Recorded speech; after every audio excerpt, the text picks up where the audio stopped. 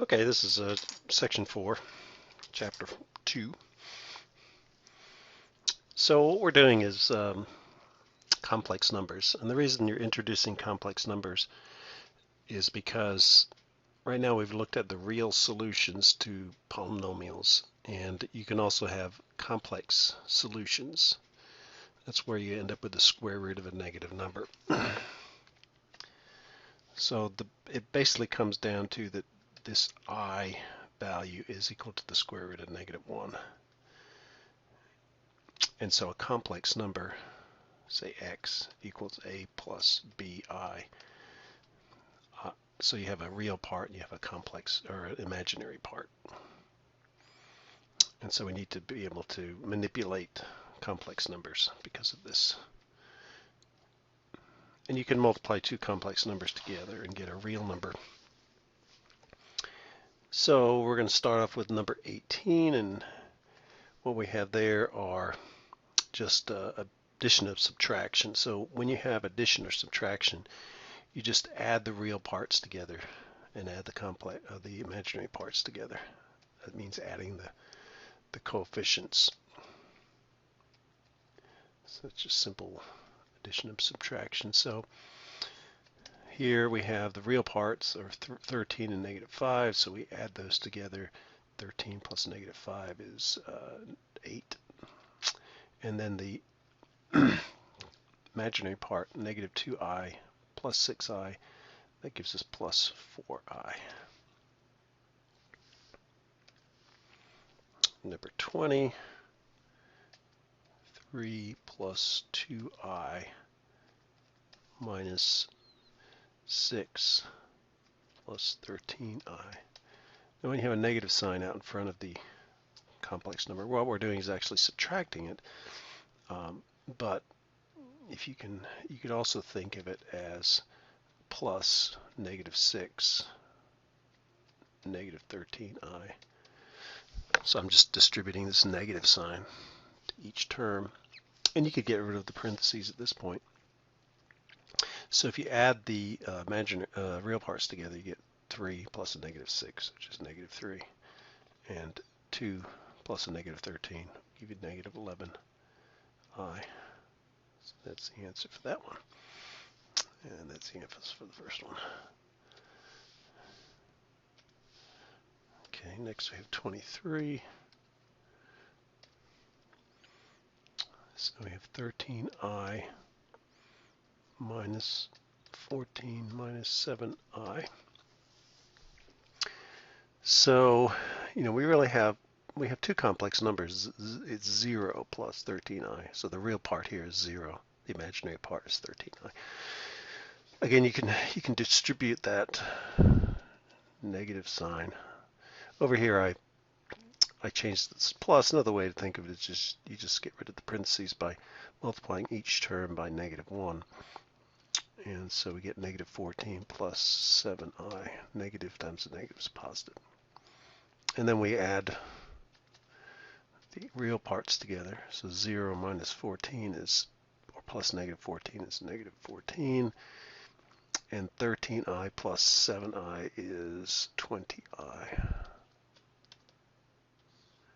So that's the final answer there.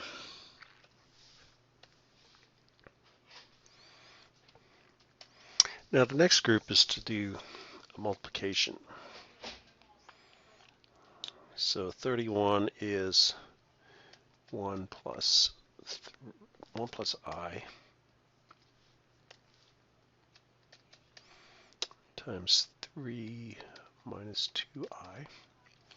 So what you're doing is using FOIL, but instead of having x's and y's and constants, you have the I quantity. So when you do first, you get 1 times 3. So let's just write this out. So that's first. Outer would be 1 times -2i. And then you would have the inner, which would be I times 3. And then final is you have I times, so it's plus I times -2i.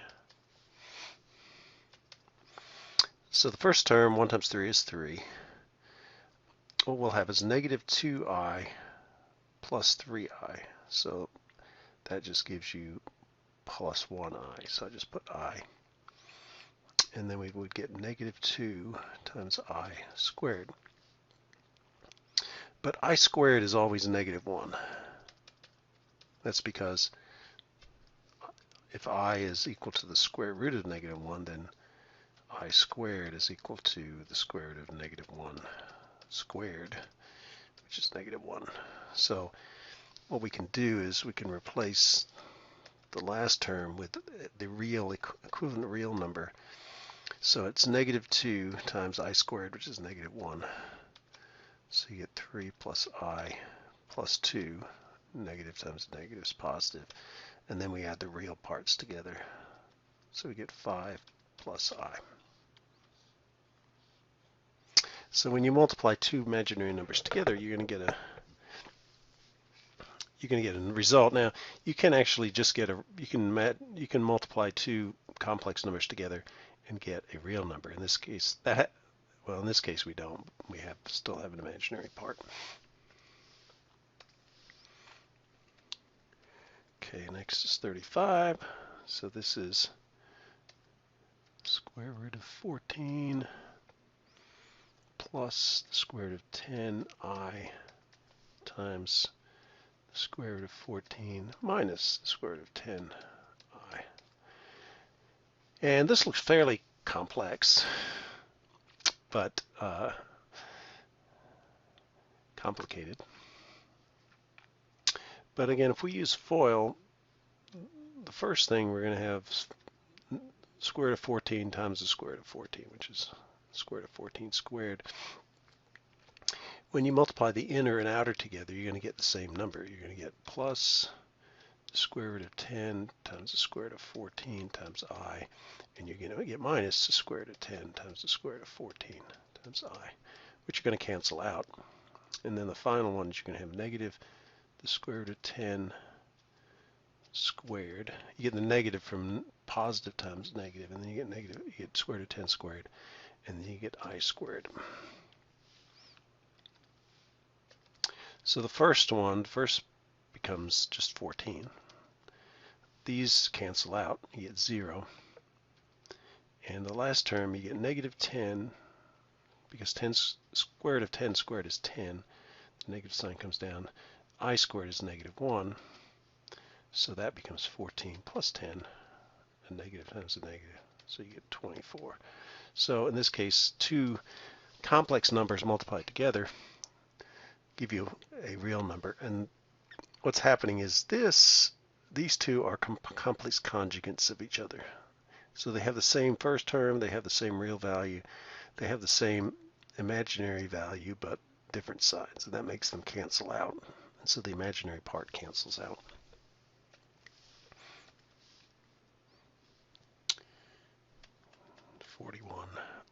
Okay, write the complex conjugate of the complex number. So those are easy. 41, so 6 plus 3i.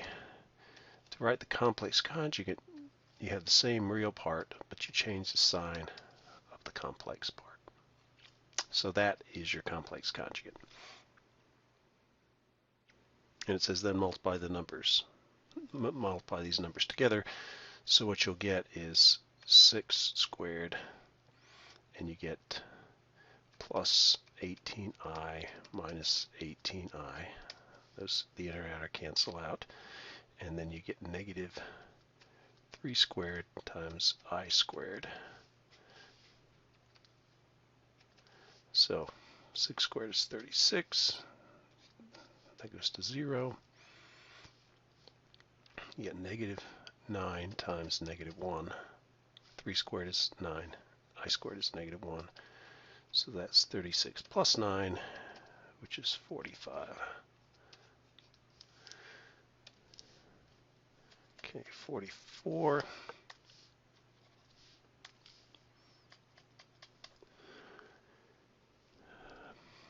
Negative 3 plus square root of 2i. So the complex conjugate, the real part stays the same. The sign of the imaginary part changes.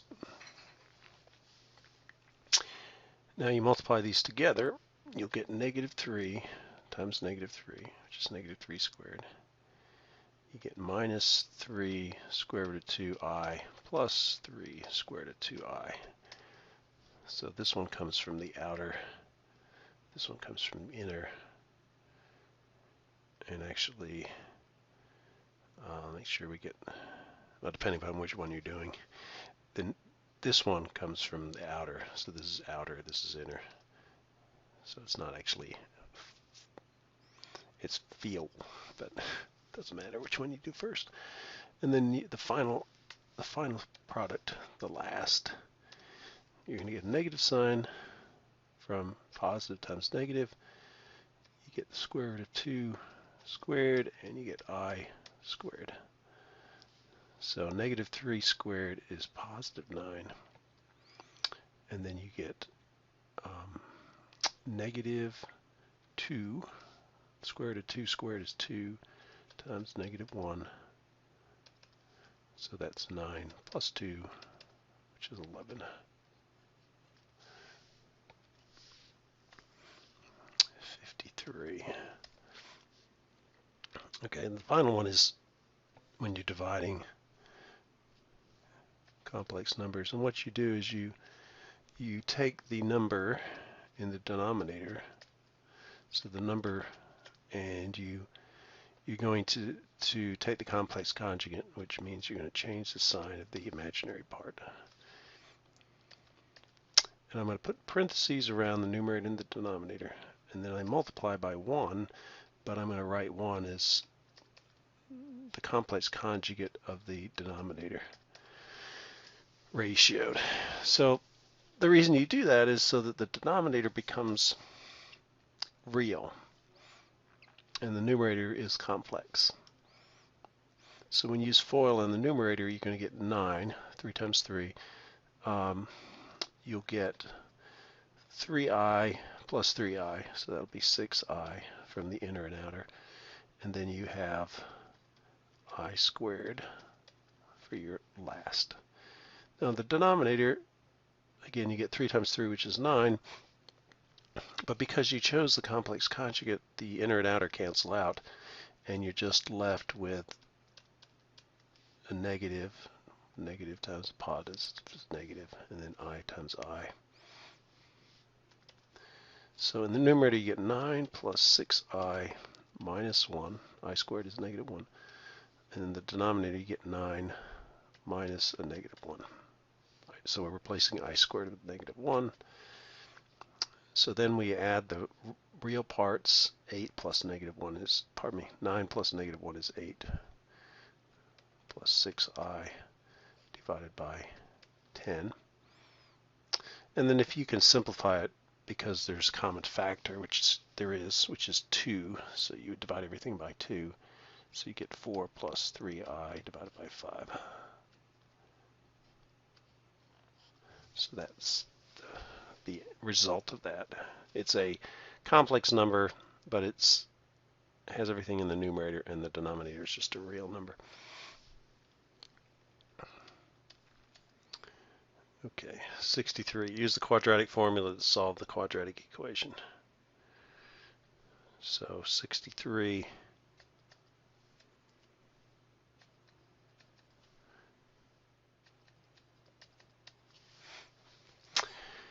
So the quadratic formula says that the zeros of this function are going to be minus b plus or minus the square root of b squared minus 4ac divided by 2a. And we have 1 in front of x squared. So we have a is equal to 1, b is equal to negative 2, c is equal to 2. So we plug those in. So you get negative b, so negative and negative 2, plus or minus the square root of negative 2 squared minus 4 times a times c divided by 2 times a. So we get x is equal to 2 plus or minus the square root of 4 minus 8 divided by 2. That's 2 plus or minus the square root of negative 4 divided by 2. So the question is, how do you handle this? So what you have is you have 2 plus or minus the square root of 4 times the square root of negative 1. So we just take the negative part and we put it separately.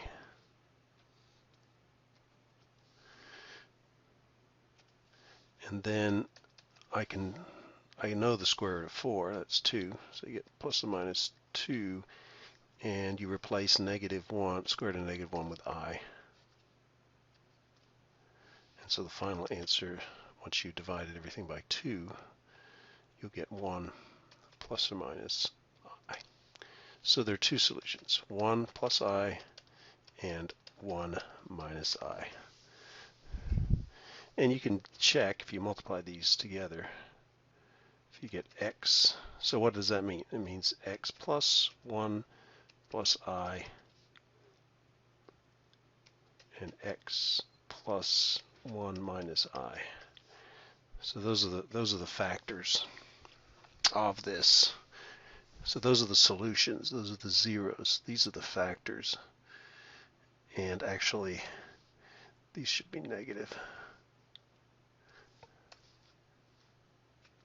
So you can see if I let x equals, if I want this whole thing to be 0, then you'd solve it and you get x equals 1 plus I. And if you let x, this whole thing equals 0, you can solve for x. So if we were to multiply this out, you'd get x squared, and then you'd have negative 1 plus I times x. So that's from this one. And then you'd have negative 1 minus I times x. So this is from inner, and this is from outer.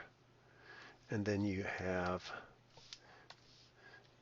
a negative sign, negative, you get a positive sign, so you get positive plus negative times a negative, and you get 1 plus I times 1 minus I. So this term times that term. So here we'd have, if we multiply this out, you get negative x plus ix. And here you get negative x. I got my sign wrong here. So this negative's applied to both of them. So you get negative 1 times x, and you get negative 1 times I times x. So they're both be negative. Here you get negative 1 times x, which would be negative x, and you get negative times a negative, so you get plus ix. And so that's by just distributing the x and the negative signs, and then use FOIL on the last bit, so you get 1 squared plus I minus I minus I squared. So here's 1 times 1 is 1 squared. Then you get I times 1, which is 1I. 1 times negative I is negative I. Negative times a negative is a negative. I mean, positive times a negative is a negative. And then you have I times I, which is I squared. Okay. So what happens is these two cancel out. And these two cancel out. So we're left with x squared minus x plus 1 here. And then you have a minus sign, and then you have I squared, which is negative 1. So you get x squared minus x plus 2 equals 0. And that's not what I started with. So what did I do wrong here? Oh, because you got negative x and negative x, so it's actually negative 2x. So that's negative 2x. So you get x squared minus 2x plus 2, which is what we started out with originally. Anyway, the answer is that. And that's how you can prove that you did it correctly. So you might go back and look at that make sure you follow that. 66. So we have 9x squared minus 6x plus 37 equals 0. So A is 9, B is equal to negative 6, C is equal to 37. So x equals minus b plus or minus the square root of b squared minus 4ac divided by 2 times a. So we plug in our numbers. So we have negative b, which is negative 6, plus or minus the square root of negative 6 squared minus 4 times a, which is 9, times c, which is 37, all divided by 2 times 9, 2 times a. So we get x is equal to 6, positive 6, negative times the negative, plus or minus square root of 36 minus, I've got to multiply those numbers together.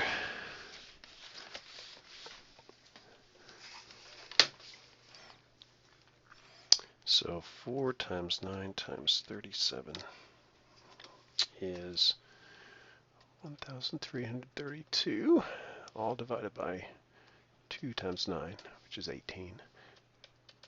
So we get 6 plus or minus the square root of, so 1332 minus 36 is 1296. So we'll get negative 1296 divided by 18. And let's see if we can take the square root of that. Yeah, you can. So this, what we have in the numerators, we have plus or minus the square root of 1296 times the square root of negative 1 divided by 18. So we get x is equal to 6 plus or minus, well, the square root of 1296 is 36. So we get 36i divided by 18. And then we can simplify it. Each one of these can be divisible by 3. So you get 2 plus or minus 36 divided by 3 is 12. I divided by 6. Actually, you can divide them all by 6. So let's do that. 6 divided by 6 is 1 plus or minus 6i divided by 3. And again, you could, I'm not going to go through the whole thing, but you'd have x plus, actually x minus, the factors would be x minus 1 plus 6i over 3, and then you have this whole thing times x minus 1 minus 6i over 3. And that whole thing equals 0. And if you multiply that out, you'll get the original expression. And you know, all these cases we have that we're doing here is you don't have a real solution. You have a complex solution. What that means is you're going to have, in the case of a quadratic equation, it's going to look something like that, or it's going to look something like that, where your vertex is above the x-axis, but it's pointing upward, or you have a vertex below the x-axis and pointing downward. In that case, both cases, you don't have any x-intercepts, and that's when you end up with complex roots to your equation.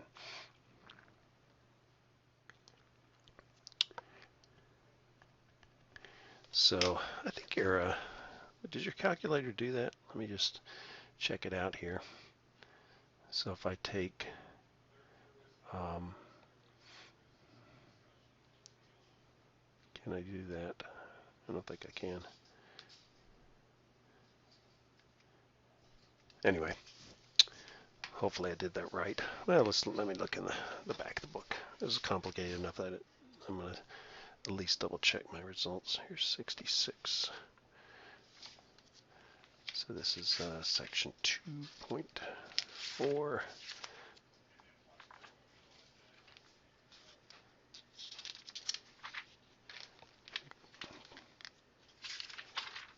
So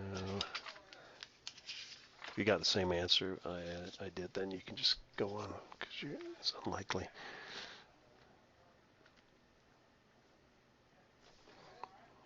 $66. I was looking at the wrong one. So it says 1/3 plus or minus 2i, which actually is another way I could write this. So what they had is they had 1/3 plus or minus 2i. So you can see that part becomes a third, and 6 divided by 3 becomes 2. So that is correct. Okay, I've just got 2 more left. 74. Simplify the complex number and write it in standard form. Okay, so we got 4i squared minus 2i cubed. So I squared is -1. So I is equal to the square root of -1. So I squared is -1. I cubed is equal to -i. And that's because I cubed is I squared, which is -1, times I. So you get that. And I to the 4th is -1 times -1, which is +1. So in our case, we'd have I squared is -1, so you get -4. And then we'd have -i. So the negative times the negative is positive. So we get -4 plus 2i. So that those are equivalent to each other in just a real and imaginary part. Here we have what looks like more stuff. Okay. And the final one is 77, which is the square root of -75 cubed. So what we could do is we could break up the square root of 75 is the square root of 25 times the square root of 3. 25 times 3 is 75, but the square root of 25 is 5, so you get 5 times the square root of 3.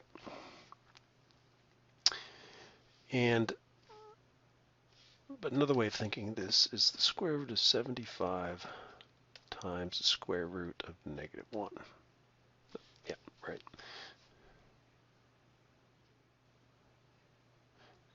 But the square root of -1 is I, so you get square root of 75i.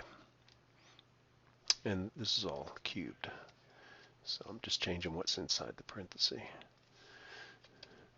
So then we have, basically what we have is the square root of 75 cubed times I cubed. So the square root of -1 becomes I, and then I cube each part. And square root of 75 cubed is this cubed, so you'll have 5 cubed times the square root of 3 cubed, and I cubed is -i, so that becomes -i. 5 cubed is 5 times 5, which is 25 times 5, which is 125. The square root of 3 cubed is the square root of 3 squared times the square root of 3.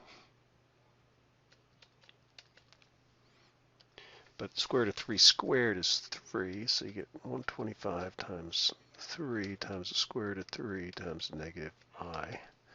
So the final answer is negative. 3 times 125 is 375 square root of 3i. So that would be that. So again, what we do is you take your square root of -75, make it into the square root of 75 times -1. Then you can cube you can change the square root of -1 into I. So this is all internal to the parentheses. Then you cube that, and you cube that. Well, since the square root of 75 is 5 times the square root of 3, when you cube the square root of 75, you're cubing the 5 and you're cubing the square root of 3. And I cubed is negative I. So 5 cubed is 125. Square root of 3 cubed is the same as the square root of 3 squared times the square root of 3. So this becomes 3. So 125 times 3 times the square root of 3. You get your negative I. And then 3 times 125 is 375. So that's the answer. And that's number 77. So let's look at the odd numbers.